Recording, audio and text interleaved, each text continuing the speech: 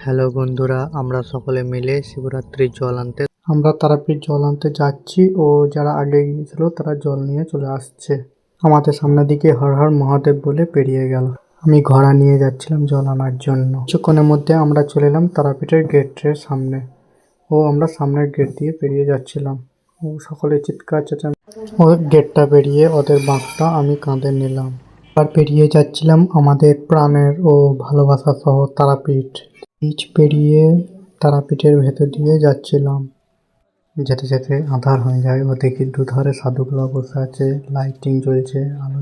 তারা মার সামনের বাজারটাতে অনেক মালা ও ভেবেলেটের দোকান আছে। সাথে সাথে তারা মার ছবি ও পূজার সামগ্রিক জিনিসগুলি বিক্রি হওয়া বাজার। শিবের গলায় পরানোর জন্য একটা মালা কিনে নিলাম। মালাটা দাম নিল 150 টাকা।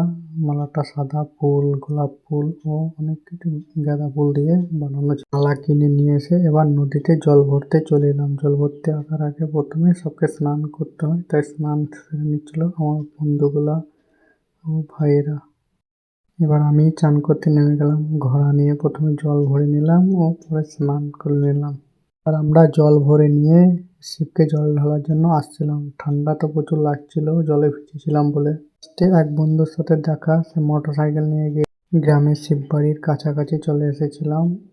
শিববাড়ির কাছাকাছি কোনো আলো নেই, তাই আধার। মন্দিরের ভেতরে চলে এলাম ও মালাটা খুললাম। ঘোড়ায় বেঁধে নিয়ে এসেছিলাম মাথায় করে, যেহেতু এনেছিলাম বলে। মালাটা এবার শিবকে ভালো করে পরিয়ে দিলাম।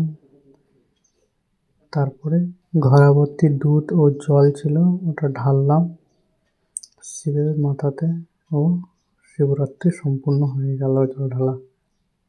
হর হর মহাদেব।